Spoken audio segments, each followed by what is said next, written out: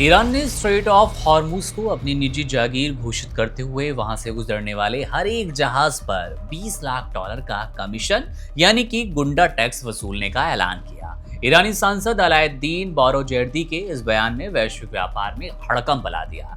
इसके जवाब में डोनाल्ड ट्रंप ने ईरान को 48 घंटे का अल्टीमेटम देते हुए बिजली संयंत्रों को उड़ाने की धमकी दी। इस टकराव में अमेरिका और इजराइल सीधे तौर पर निशाने पर हैं, क्योंकि जबकि ईरान खुद इस समुद्री रास्ते का निर्विवाद राजा मानकर खुद को राजशाही जताते हुए तेल की वैश्विक सप्लाई लाइन को बंधक बना चुका है, जिससे पूरी दुनिया यहाँ तक कि भारत भी इसकी चपेट में है। दुनिया के सबसे संवेदनशील और रणनीतिक जलमार्ग स्ट्रेट ऑफ हॉर्मुज पर ईरान ने अपनी संप्रभुता का ऐसा दांव खेला जिसने वैश्विक कूटनीति की चूल्हे हिला दी। ईरान के ताकतवर सांसद अलाउद्दीन बोरोजेर्दी ने जिस बेबाकी से जहाजों पर 20 लाख डॉलर के कमीशन की बात कही, वो अंतर्राष्ट्रीय समुद्री कानून के लिए एक सीधी चुनौती है। ईरान का ये कदम केवल राजस्व जुटाने की कोशिश नहीं, बल्कि ये पश्चिम को दिखाने का एक जरिया है कि इस क्षेत्र की चाबी किसके हाथों में है। बोरोजेर्दी का यह दावा कि 47 साल बाद ईरान ने इस रास्ते पर पूर्ण नियंत्रण हासिल किया, एक नए युग की शुरुआत का संकेत है, जहां ईरान अब खाड़ी देशों और पश्चिमी ताकतों के सामने झुकने की बजाय अपनी शर्तों पर व्यापार करने की जिद पर अड़ गया। पश्चिमी मीडिया इसे गुंडा टैक्स कह रही, क्योंकि ये अंतर्राष्ट्रीय मुक्त व्यापार की अवधारणा पर सीधा हमला है, लेकिन ईरान इसे अपना कानूनी और संप्रभु अधिकार मानकर दुनिया को ठेंगा दिखा रहा है। इस तनाव की आग में घी डालने का काम डोनाल्ड ट्रंप के उस 48 घंटे वाले अल्टीमेटम ने किया, जिसने खाड़ी क्षेत्र को युद्ध के मुहाने पर धकेल दिया। ट्रंप का लहजा साफ है कि अमेरिका किसी भी कीमत पर वैश्विक तेल आपूर्ति की गर्दन ईरान के हाथों में नहीं देगा।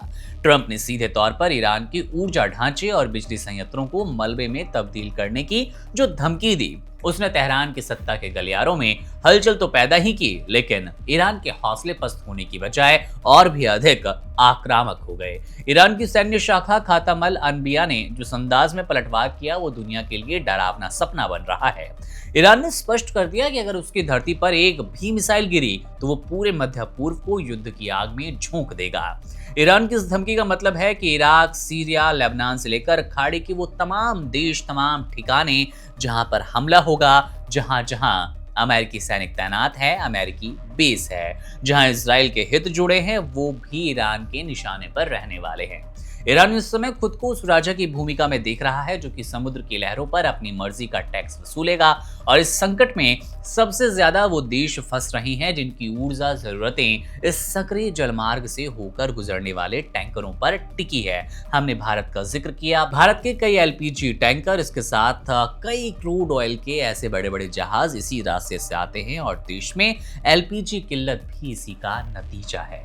अगर ईरान अपनी जिद पर अड़ा रहा और 20 लाख डॉलर प्रति जहाज की वसूली की, तो वैश्विक बाजार में तेल की कीमतें आसमान छुएंगी और दुनिया भर की अर्थव्यवस्थाएं चरमरा जाएगी। इजराइल के लिए स्थिति दोहरी चुनौती है, क्योंकि एक तरफ उसे हमास, हिजबुल्लाह से लड़ना है, तो वहीं दूसरी ओर उसका सबसे बड़ा दुश्मन अब उसके अस्तित्व और आर्थिक सुरक्षा को सीधी चुनौती दे रहा है। ये टकराव केवल दो देशों का नहीं, दो देशों की लड़ाई नहीं, बल्कि ये वर्चस्व की उस जंग में तब्दील हो चुका है, जहां एक तरफ ट्रंप की सैन्य ताकत का गुरूर है, तो दूसरी तरफ ईरान का अपना भूगोल को हथियार बनाकर दुनिया को झुकाने का दांव। अगर अगले कुछ घंटों में बातचीत का कोई रास्ता ना निकला, तो हॉर्मुज की लहरें बारूद की गंध से भरेंगी और इसका परिणाम पूरी मानवता को भुगतना पड़ेगा।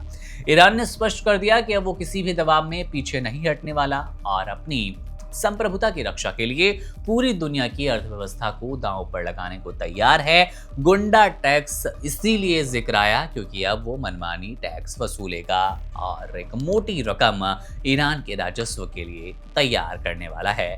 बहरहाल इस गुंडा टैक्स को आप कैसे देख रहे हैं, कमेंट बॉक्स आपके लिए है, अपनी टिप्पणी वहां जरूर कीजिएगा। मेरा नाम है मुकुंद, आप बने रहिए वन इंडिया के साथ। शुक्रिया। Subscribe to One India and never miss an update. Download the One India app now.